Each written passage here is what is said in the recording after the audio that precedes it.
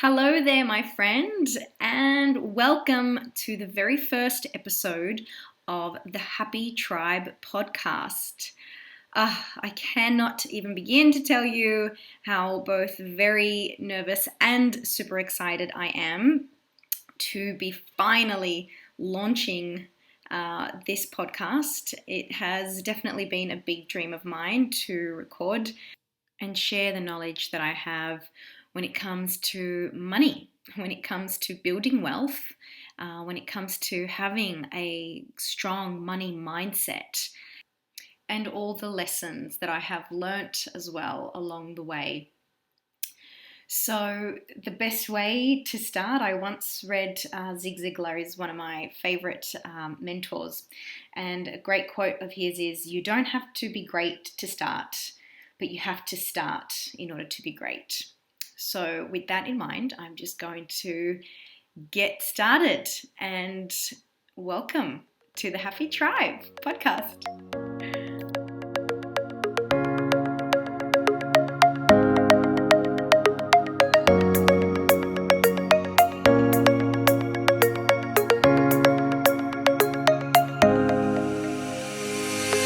You're listening to the Happy Tribe podcast, an audible experience to inspire, inform, and educate you on how to build and manage your money mindset.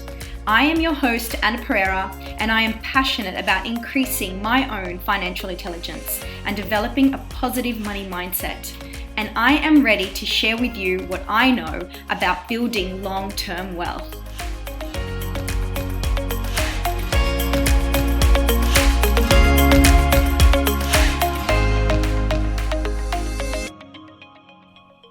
Hello, hi, how are you?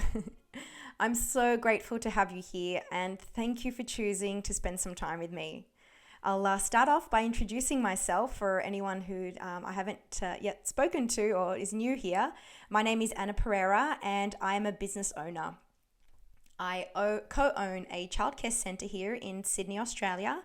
I am building a multi-level marketing business with doTERRA, and I am an investor.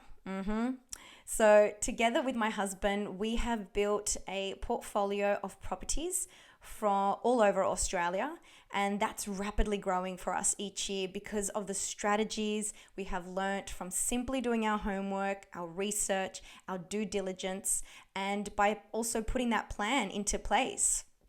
We invest our money in commodities like gold and silver, or as we've come to become accustomed to calling it, God's money.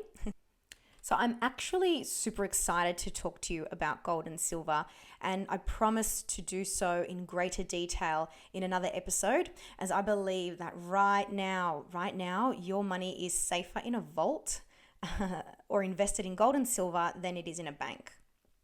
I'll share with you why I believe that to be true in another episode. But in this episode, I wanted to talk about why I feel there is a need for a podcast like this. I've created this podcast because there is a need, I believe. There is a need to have more open conversations about money and finances because we have all been raised in the same system. We have all been educated under the same school system, which I considered the old way of thinking. And our parents did the best jobs that they could because they too were also taught in that same system. So this cycle just keeps repeating and repeating.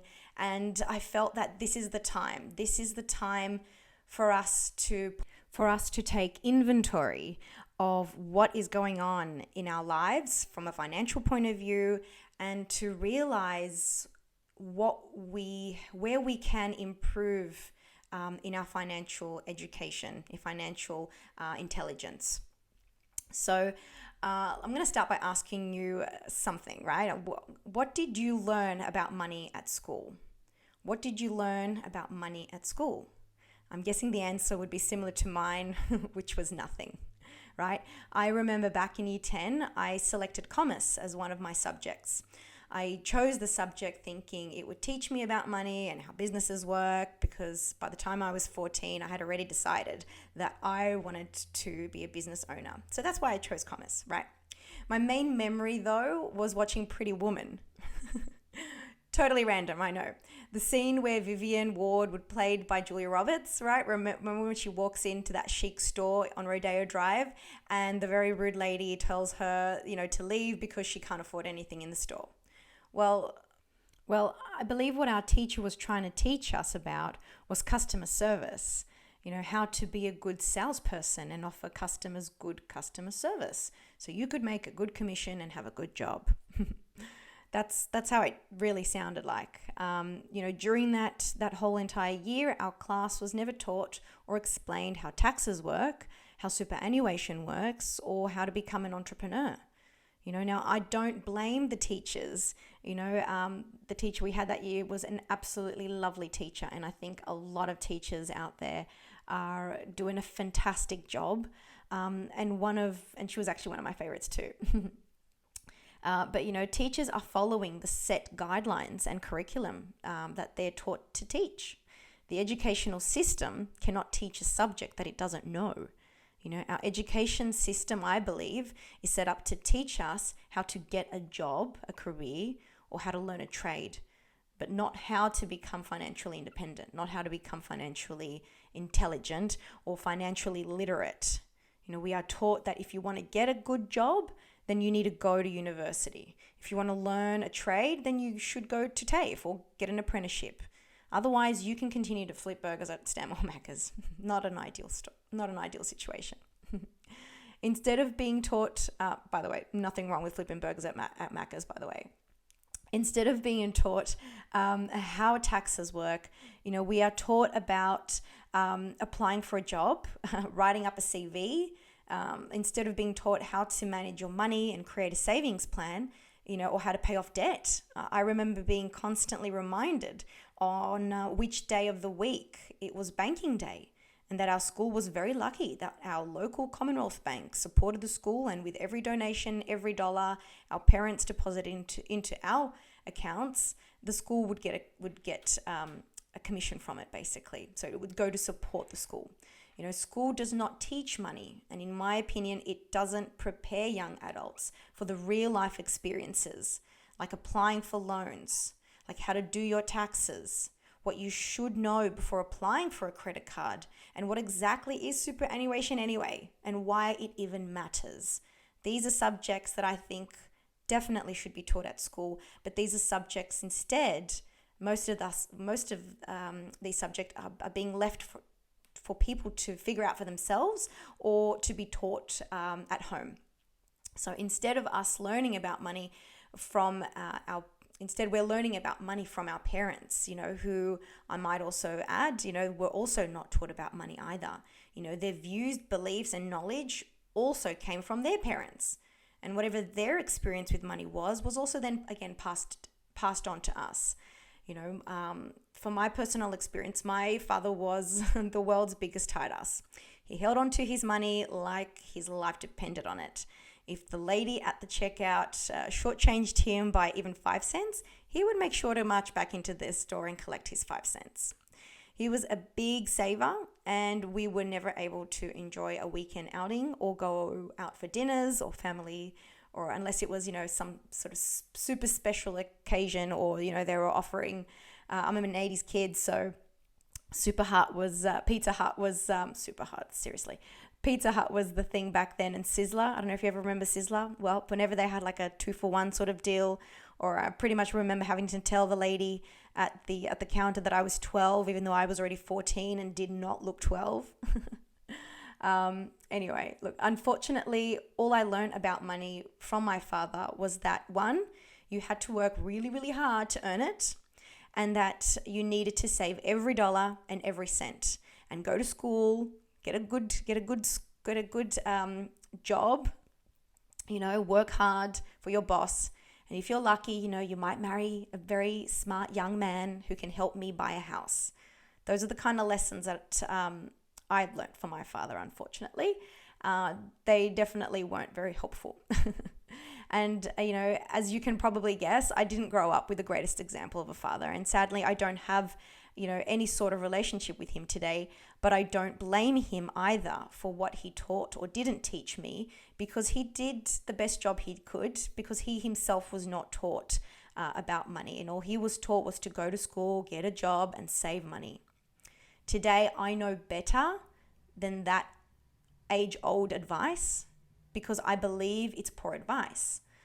You know how they say that the rich get richer and the poorer get poorer. And well, I believe it's because of this type of mindset, that we continue to repeat the cycle generation after generation.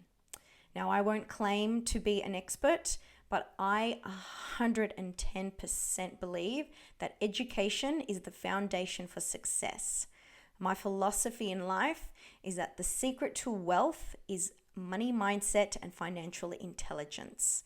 So rather than wait till they start teaching us money at school as a subject, I believe that it's up to us to develop our own financial intelligence, to identify and to clear our blocks around money, to develop new philosophies, strategies, and new ways of thinking. We have two fundamental choices. We can play it safe and continue to believe in an outdated educational and money system, or play it smart. Get curious, open our mind, our hearts, and have deep and meaningful conversations about the energy of money and awaken our inner financial genius. So, if you are looking to change your current financial situation, to uproot old money beliefs, and want actual practical steps on how to build financial independence and long-term wealth, then you, my friend, have found the right podcast. You are in the right place.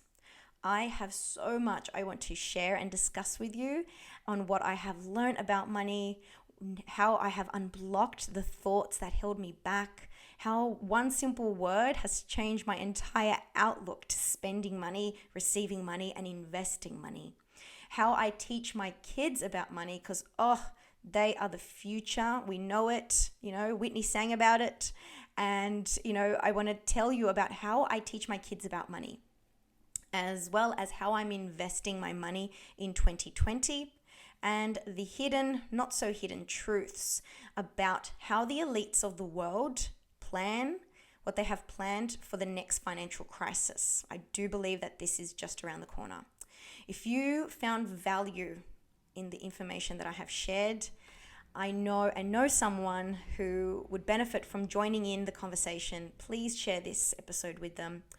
I, for one, know that when it comes to talking about finances, that I am always curious to know more. So I'm sure you would also have a friend that would be interested. Also, please remember that the information that I do share is my own personal knowledge that I have, researched for myself, and gained for myself. I encourage you to start getting curious and take back control of your financial intelligence and your financial situation.